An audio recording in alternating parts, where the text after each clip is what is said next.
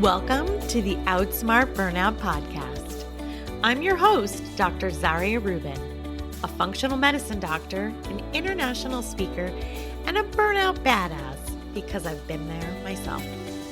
After walking away from my own high-stress medical career, I discovered how to break free from burnout to reclaim my passion, purpose, and joy. And now I'm here to help you do the same. From science-backed tips to time-saving hacks, and hopefully some aha moments that just might change your life. So sit back, relax, and let's do this. Welcome to another episode of Outsmart Burnout. Today, we're joined by Dr. Melissa Robinson-Winemiller, renowned empathy and emotional intelligence expert, TEDx speaker, and author of the brand new book, The Empathic Leader: How EQ via Empathy Transforms Leadership and Productivity. We'll explore how empathy drives real leadership, prevents burnout, and fosters sustainable impact.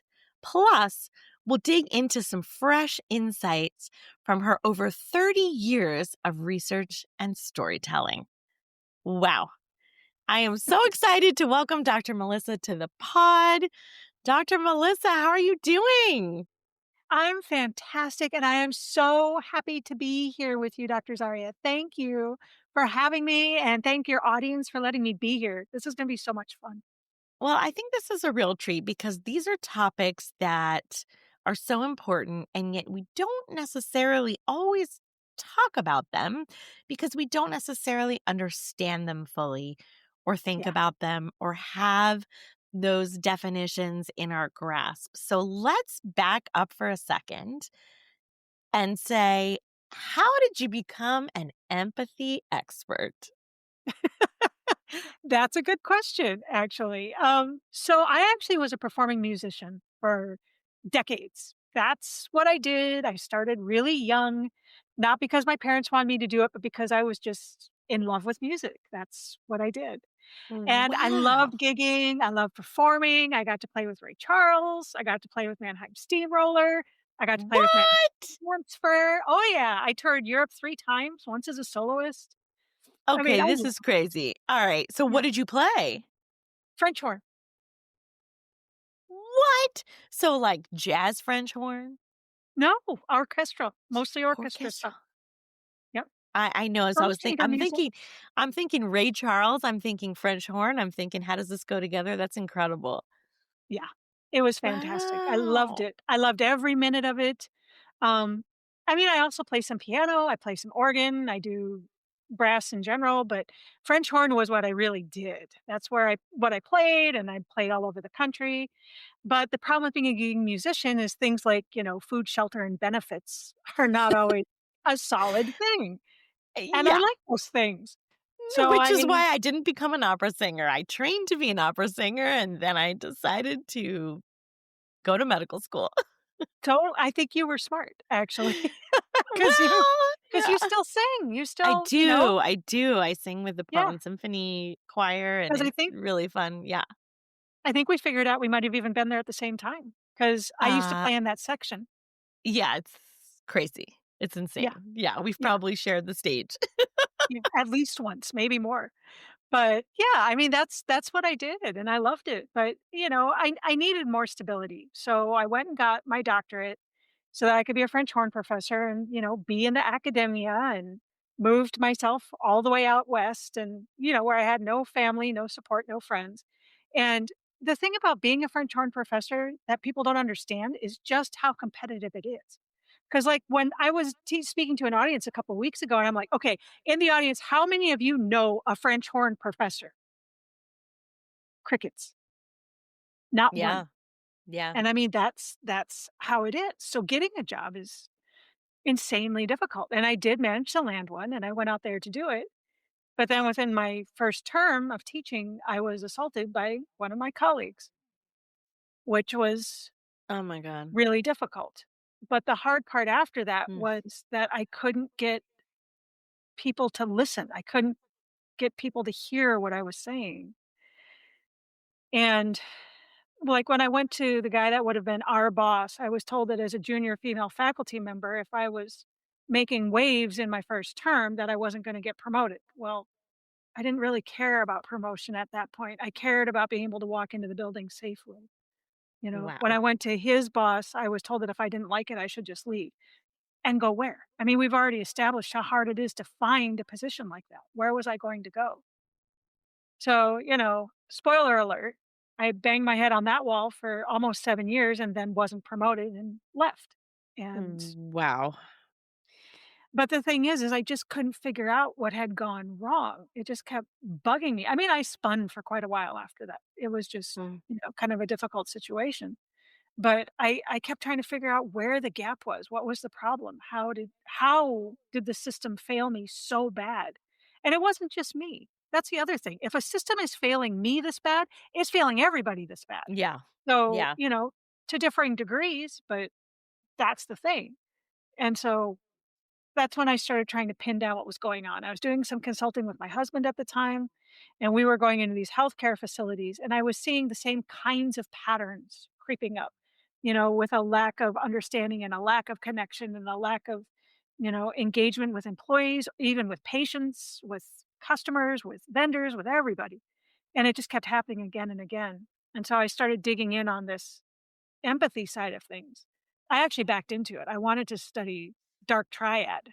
I wanted to look at because I'm pretty sure the guy who did assault me is somewhere in the dark triad, narcissism, Machiavellian, psychopath, sociopath. If not there, I think he may have been, is, Wow. if he's still Wow. around. Yeah, Wow. yeah. But then I started asking, what's the antidote to this? What is the Mm. thing that these people are missing? And it kept coming back to empathy. And I'm like, well, either you can sit in the darkness or you can light a candle. So I started going over to the empathy side of things, and You left the dark side and you joined the Jedi. I did. There's too much emphasis on those people anyway. We shouldn't be giving them any more energy than they absolutely have to. Uh, yeah, in our So current political climate, let's just say way too much emphasis on those people.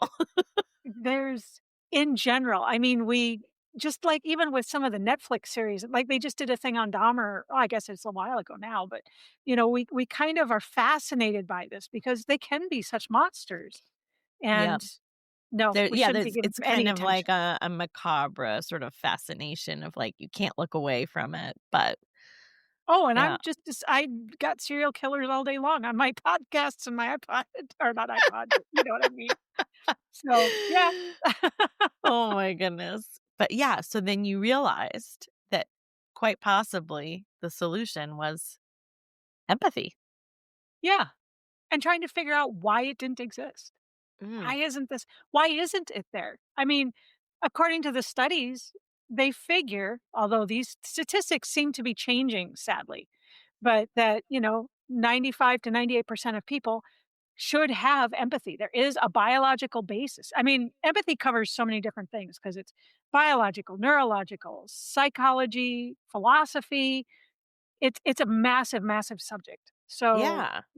it takes on a lot of different things. But according to research, most people on some level should have this to differing degrees. Mm, Some people are going to have more, some people are going to have less, but people should have it, which means it's not necessarily a matter of learning it, it's a matter of practicing it. So, what's the deal? Why aren't we given the tools to practice this? mm. Wow. Well, let's back up because it is such a complex topic. Oh, yeah. What are some definitions of empathy? I think it's one of those things that everyone thinks they know what it means, but they can't quite put their finger on it. Yep. And we know we talk about the differences between sympathy and empathy. And so, what's a great working definition for people so they can wrap their head around it and identify it? That is such a good question because there is like this, you know, myth that's built up around it that it's all feeling. I feel what you feel is the most popular definition. But Mm, there's 43 different kinds of empathy that fall into 8 broad categories. And even that isn't like a solid thing. We've really only looked at empathy as a thing since like around 1908, I think, 1911, something like that. So when you Wow. think about it in the grand scheme of history, it's not that old as a discipline, as a thing. So the I feel what you feel is definitely one kind of empathy. And it's an important Mm, kind of empathy, but it's only one. At its heart, empathy is really about connection and understanding. And we can connect and understand through feeling, but you can also do it cognitively, cognitive empathy, by logically understanding what another person is going through. You can connect mm. and understand with yourself. There's self empathy. There's empathy that goes beyond the species, empathy with animals, empathy with nature, any of that. So it's a lot bigger than a lot of people give it credit for. Wow, 43 kinds of empathy. I did not know that. That is an amazing statistic, Yep. and I'd love to dive in deeper. But so let's talk about the difference between sympathy and empathy because I think it's always on high school grammar tests and things, and people often get it wrong or backwards. So, how would you define and illustrate those differences? So one of the coolest definitions I like for empathy is it's a quote. It says empathy is what allows me to get out of my bubble and into yours. If I'm feeling empathy, you are my primary focus. This is about you. I'm not bringing in my judgment. I am not casting responsibility. I am not seeing it through my eyes. I'm trying to see it through your eyes. Sympathy is when I see whatever's going on with you, but it's through my eyes, which is why it allows you to bring in things like judgment. And judgment and empathy cannot exist in the same space, period, at all. Wow. Wow. Okay, that's mind blowing. That empathy is seeing things through the other person's eyes, and sympathy is seeing things through your eyes. Yes. Empathy is in feeling. So you're in, M in pathos feeling. So you are in feeling with that person. You are in their world. Mm. Sympathy means with feeling. So you're standing side by side with that person. You're with that feeling, but you're not really in it. So you don't really understand it. In fact, a lot of people in like health professions, well, you know this, they're actually trained not to use sympathy because it can have such a negative effect. Because if you're having the worst day of your life, the last thing you want is for somebody to come at you with judgment and sympathy, even if it's well intended. Mm. I was just about to say the opposite because, in my experience in healthcare, the reason I burned out and wasn't able to continue was because I did not have sympathy. I had empathy.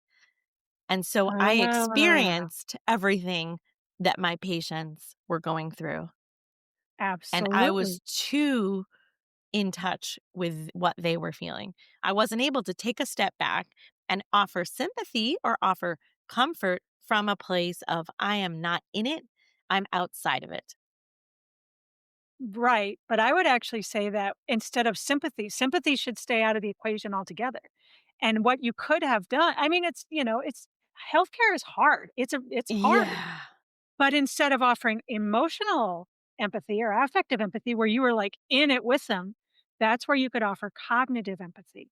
I logically understand what you're going through, but I still have to be able to function for all of my other patients and my family and myself. So I Right. logically get it.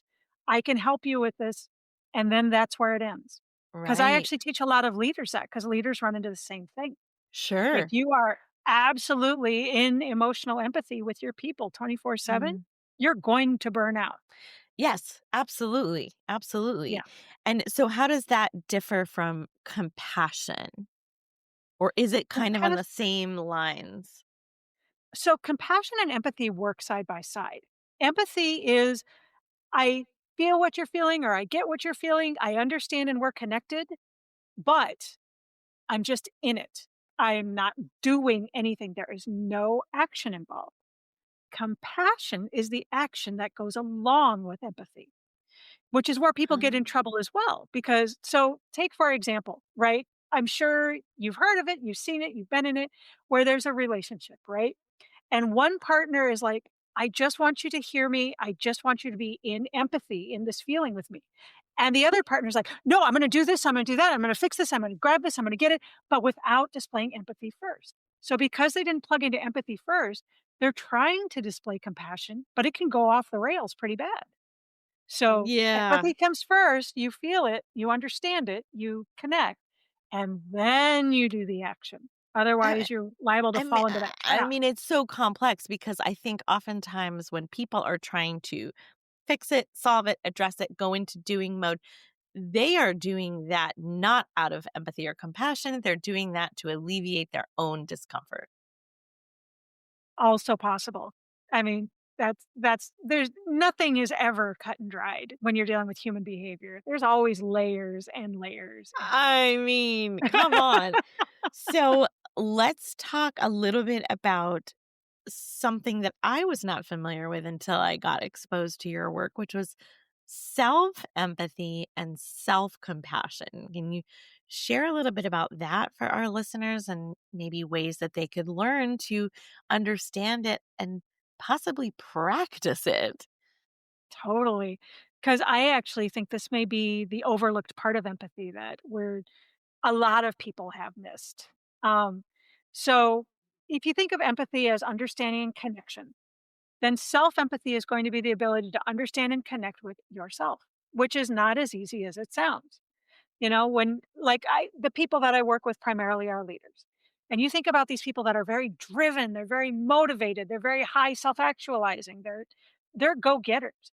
But sometimes in the process, they disconnect with themselves, which is why they end up burning out, which is why they end up with family problems. They end up with substance abuse problems. They end up with, all sorts of issues because they've lost that connection. So before you can understand empathy for others, you've got to understand it for yourself. The way to do this is you actually have to back it up and you start with self reflection. You got to think of self reflection as, at least within this methodology, you're turning it inward, right? You're reflecting on what you're doing, why you're doing it, you need to be able to go about it in a way that is critical, not caring. You're not casting judgment because as soon as there's judgment, there's empathy. But you're like a computer. You're just looking at the data. You're saying, how did this happen? Why did this happen? That sort of thing. You may even want to bring in a confidant or journaling or self meditation or a coach that is really onto what you're doing, but you start by turning it in with the self reflection. You then turn it outwards with self awareness. How is this affecting other people? What did I do that maybe I could have done better? What did I do really well? Same thing, still critical, not caring. You're in the suck, but you're not getting pulled under by it. Right. And once you've reflected, you've done self reflection, self awareness, then you can start to connect and understand with yourself, which then turns into self empathy. And once you can understand empathy and compassion for yourself, right? Because now that you've given empathy, you know what actions you need to take. And that action probably isn't eating half of a chocolate cake or, having 6 brandies or Yeah. whatever. You can take the correct compassion, not binge shopping, not Mm. you know, that sort of thing. So there's awareness, there's Mhm. curiosity, Oh, yeah. there's sort of looking at the data and not jumping to conclusions or not overlooking things. And then it's with that awareness and understanding that you can start to develop compassion for yourself and empathy Yes. with yourself, which is something that I think it's a step that we often overlook. We just always look outward and we're always Yes. looking to help others or connect with others or do things for others without fully understanding ourselves first. Yes. Yeah. Absolutely, and it's easy to do because so much of what we do is outward, right? I mean, whether it's TV or social media or work or family or it's all out. But if you don't know what's going on in first, you you may not even realize what you're putting out. I saw a statistic. I think I have this close. That like 80% of people believe they show empathy, but only 13% of those polled say that this is actually how it's coming across. So without self-reflection to go in and then self-awareness to figure out how other people are responding to this, how would you ever know that? Oh, wow. Yeah, that's the whole Yeah. intention impact disconnect that we often experience in life, that we may intend something to land a certain way, but the way it does land could be very different and Yes. not what we've intended. Yes. And then you add to it just what a fuzzy subject empathy is. Well, you're trying to hit a target you can't really see. So, of course, people aren't gonna hit it. Yeah, you pick some easy fields here, Dr. Yeah, Melissa, like, and I did. let's also talk about the other field that you concentrate in and how they're connected, and it's been a buzzword for the last decade or 2, and that's Oh, yeah. EQ, or emotional intelligence. Yep. And we hear a lot about it. It used to be everything was focused on IQ, or, intelligence. And then all of a sudden we started realizing through study and research and all kinds of papers and articles and psychology and business came out that, oh, actually, it's not just your intelligence or what you know, it's your emotional intelligence and Yes. how you act, how you are in the world, how you interact with other people, how you're able to read situations. And so talk to us a bit more about emotional intelligence and maybe what that means, what it looks like in the real world, and how it relates to this whole soup of empathy and compassion. Totally. So, the first article on this was put out by, 2 authors named Salovey and Mayer, and this was in 1990. So, we've been talking about it for 35 years. Yep. Daniel Goleman popularized it in 1995 with his book, was it's Why EQ Matters More Than IQ. I can't think of the title right Yes, off. no, Daniel Goleman was the name that I first associated with EQ, but it's good to know Yeah, that it predates that. yeah, yeah, he's the one that really popularized it. So the whole idea from that original article is that emotional intelligence is the ability to understand, motivate, and control your own feelings, and also to understand the feelings of others. So and unfortunately, it gets lumped into this soft skill category, which if it were that soft, we'd have figured it out by now. Yeah. But,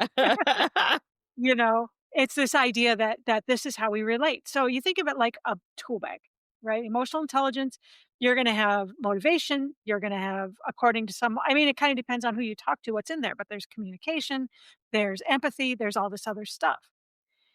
Now, that was the old school of thought.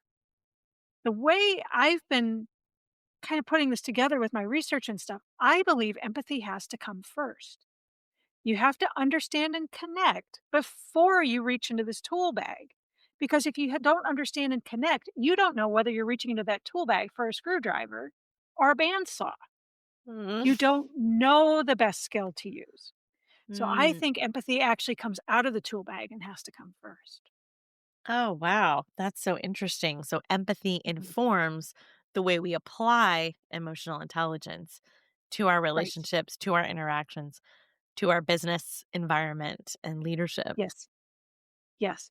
And when you think about, being able to use self-empathy as well, because I mean, a lot of it does come back to burnout. I mean, I don't know how many leaders that I've tried to talk to, and they're, like, completely burnt out, and it's not because they're not trying. It's usually because they're trying very hard to be able to put in these emotional intelligence tools, but they end up spinning their wheels a lot and using a lot of extra energy because they just can't seem to quite apply them. You know? They Mm. just can't seem to quite make it click. Like, the pizza party, right? There's tons of memes and stuff about that. But the thing is from the viewpoint of a lot of leaders, they think that this is compassion because they're doing something nice for their employees, right? But they Okay, wait, haven't wait, wait. taken the Talk to time. us about the pizza party. I haven't heard about this. Oh, This sound, oh, you don't know but about this? but it's very familiar. It's very familiar to me. Of like, your team works hard or something. It's like, oh, let's give them a pizza Right. party. Right, and that's just it, the idea that we're not gonna give you a cost of living raise, we're not gonna give you what you really need, we're not gonna give you better conditions, but let's have a pizza party, you But know? we gave you And pizza. exactly, and that's just it. From their side, they're like, "But we did something nice for you." So they're actually confused, but what they didn't do is connect first. So they don't understand, they've got 3 people on their, team that are gluten-free. The assistant who has to drag all this in, this is not a gift for him because he's gotta run around and get it all together and deal with everybody putting in their orders, you know? There's 2 people that are looking for other jobs because they're not making enough, and yet they're giving them pizza. There's a disconnect, you know? Right. They're not Right. they're not getting they didn't connect with understanding and connection. They didn't use their empathy, so that then when they're trying to show compassion, it goes right off the rails. And that's just one example, but I mean, like, there's tons of memes and stuff out there about it because it's kinda Oh, become a well, joke. I think that the probably the best representation of that most recently in pop culture is the show Severance on Apple TV. Dr. Go ahead, I Melissa. haven't seen it. Okay. Okay. Alright, okay. All If you right. You need to go watch it immediately. They go to work and the work environment is the epitome of, like, the worst work environment. It's endless hallways that all look the same. It's fluorescent lighting. It's bizarre cubicles that make no sense. They don't know why they're there. They don't know what they're doing. They don't know the context. And when the employees do a good job, they have, like, a melon party, and they bring out, like, all this melon, and it's all very, like, surreal and bizarre, and the employee leadership, like, dynamics are so horrendous and so horrific. I mean, girl, you need to see it. I mean, it's just like it's the worst caricature of cubicle nation, soulless, faceless, nightmarish industry, and, like, all right, I well, gotta art refocus imitates now. life.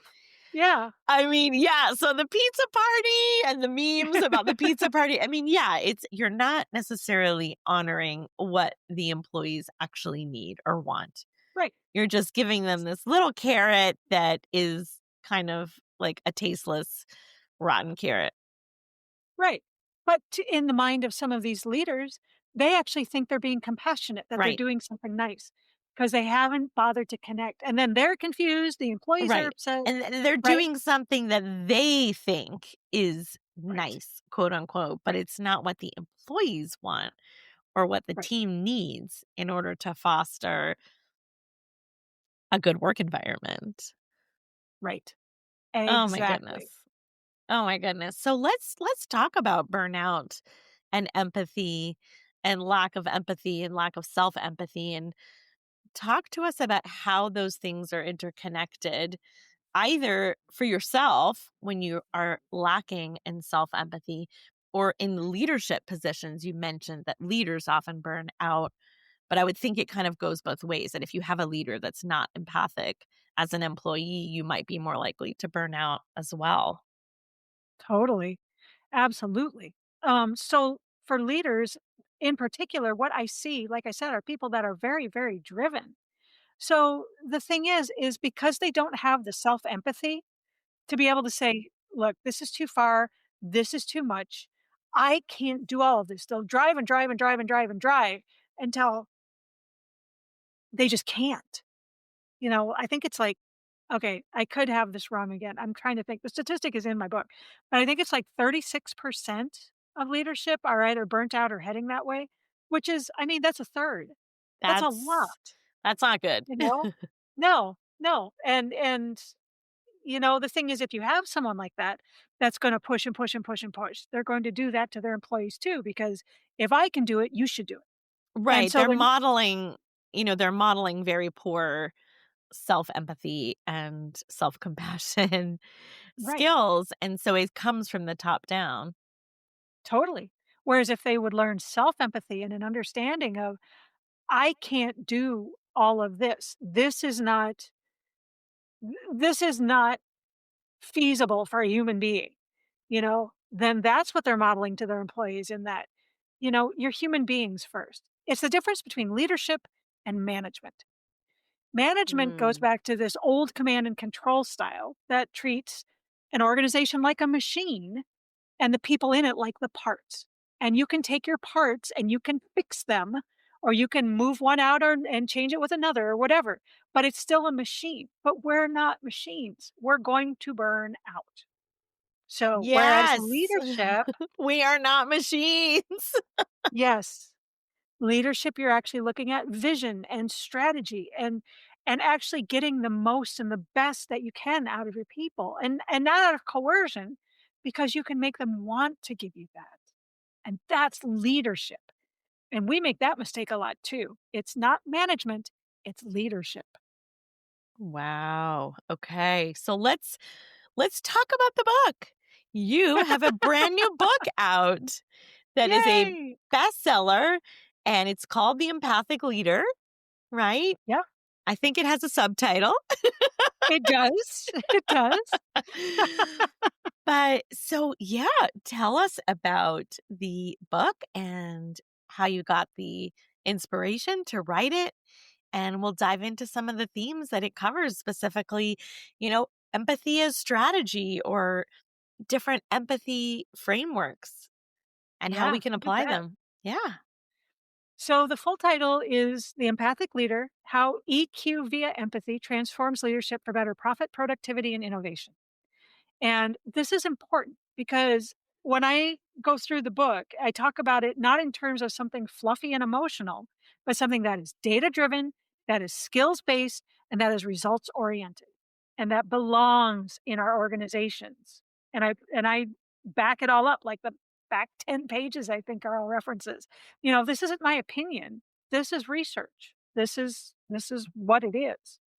And my experience is what drove me to write the book. So at the beginning of each chapter, I actually do talk about what happened to me and why it happened, and the problems I hid in the system. And each particular one goes into the next chapter talking about, there's a chapter on an AI, there's a chapter on communication, there's a chapter on what empathy is not. I mean, because it's Mm. just as easy to figure out what it's not it is as it is to figure out what it is, or just as difficult. So, yeah, it's not a very long read on purpose because I know people in leadership positions don't have time to get into all the nitty-gritty. So, my information's in the back. If someone wants a dissertation, I can do that too, but not in this book. Well, yeah, because this was the subject of your research when you got your other PhD, right? Yeah, well, I'm finishing it up now. I'm finishing up my dissertation and research right now. Oh So my it's yeah. goodness. Yep. Yep. Oh my goodness. And so there's a hardcover, paperback, and Kindle, and an audiobook version is going to be coming out in about a month. So, Oh, fantastic. So yeah. I think, we talked about a lot of the themes that are in the book in terms of, empathy versus sympathy. We covered that and starting with self-empathy. Now, talk to us a little bit about empathy as a strategy, as a strategic driver of, performance and connection and resilience and innovation and all of these things that you just mentioned that it's not soft, it is Nope. data driven. And how can we harness empathy as a Yeah. strategy and use it to prevent burnout among leaders and among employees? And I know that's a real easy, simple question. Sure, no problem.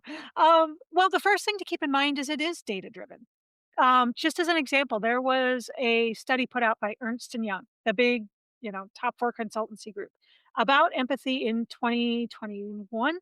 They were looking at the effects of the Great Resignation, and what they actually hit on was that empathy made a big difference on profit, productivity, and innovation. Like it raised productivity by like 87%, innovation by 86%, and profit by 84%.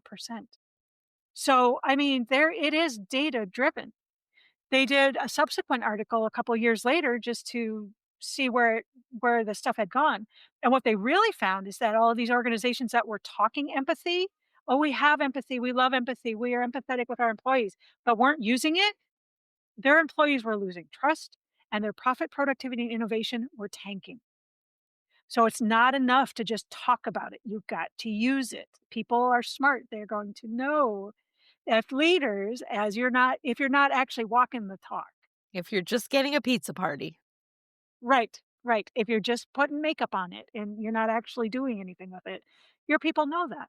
Well, I think there's a So, statistic from the book, something about 76% engagement under empathic leadership versus 32% otherwise. So that's a yes. pretty substantial difference in terms of actual numbers, actual data in terms of why does this matter? If you're a numbers person or a profit person, that it is actually very salient to the functioning of your company and the engagement of your employees if you have it versus you don't. Yeah. Well, and now think about it in terms of burnout, right? If you're actually raising these numbers, if you've got good innovation, if your productivity numbers are good, if you're raising employee satisfaction, you are not constantly running in the same circles trying to fix the same problems until you burn yourself out. And because when empathy is at its best, it works in both directions. Your people are going to be on your side and help you with this. It's not going to feel like a struggle, like you're constantly having to, bang your head on the wall to be able to get these things done. Mm, I love it.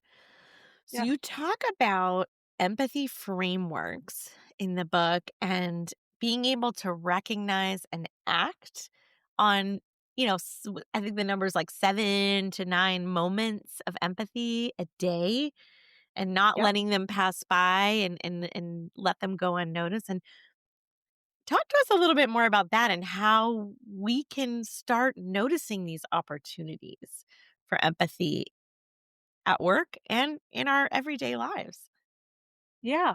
So two of the frameworks that I put in the book, I talk about the Johari window, which it's a graph basically, and it was developed by two psychologists, and it's a way to understand. It's a way to get past that.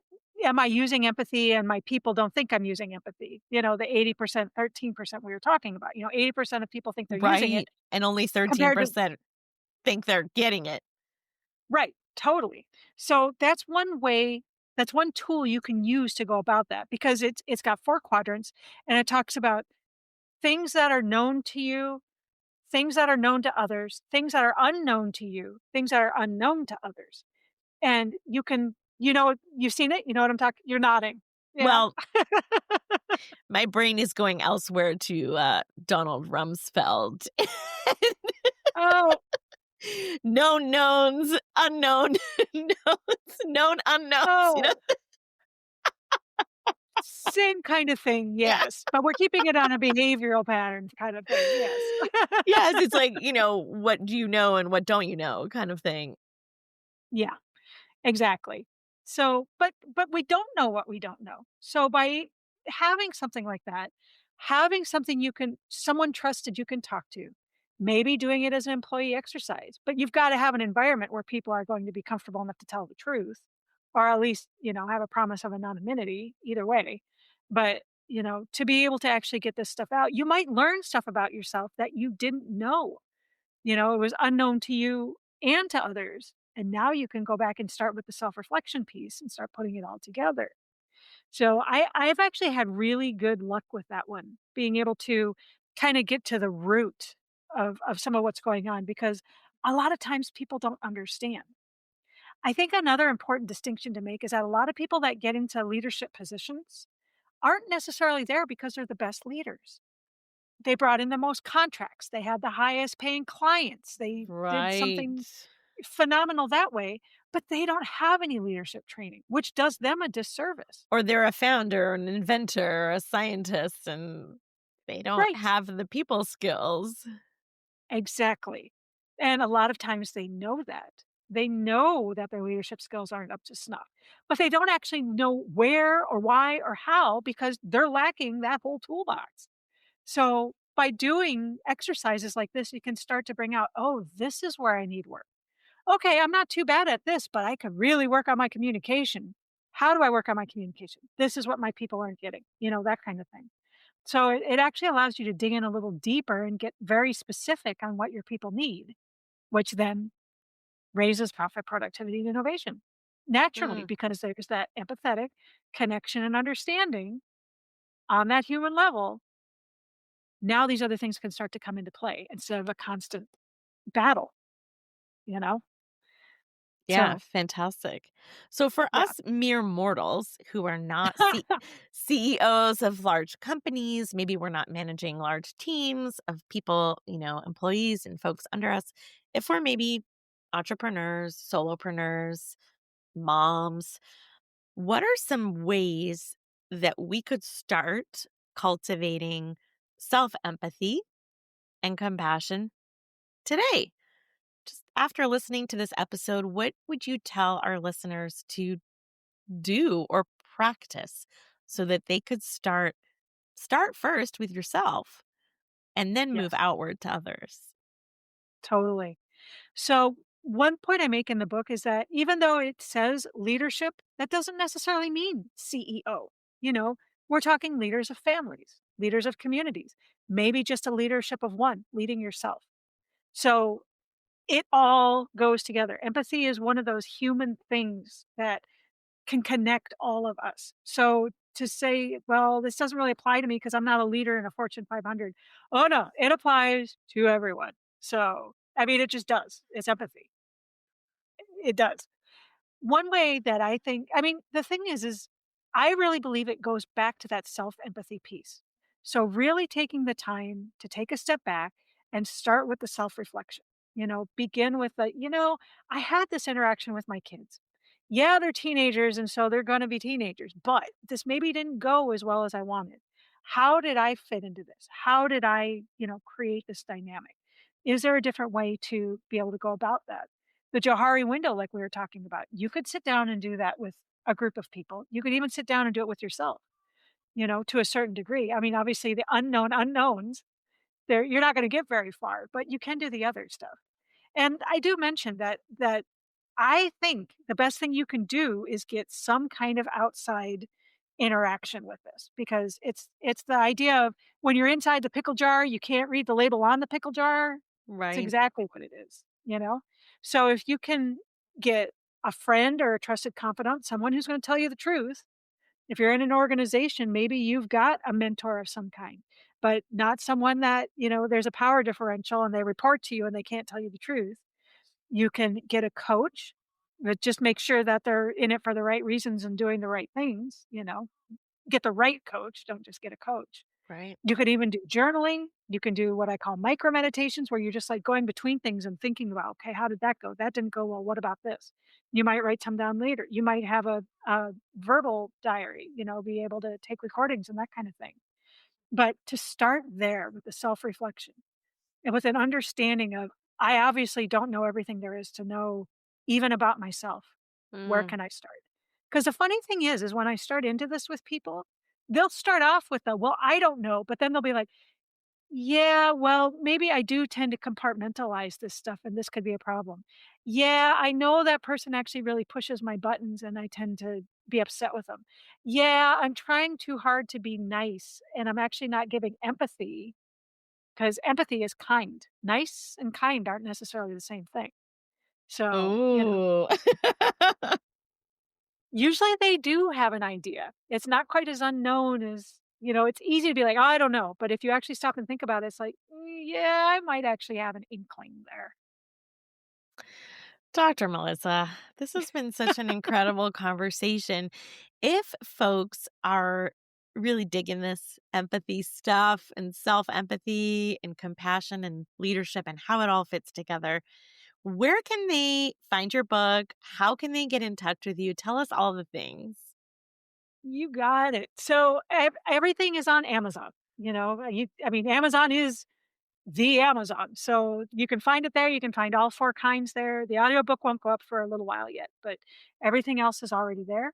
My website is EQ V as in Victor, IA, empathy. It just means emotional intelligence through the lens of empathy, because that would be way too long to have a website name. So EQ via empathy, and you can find me there.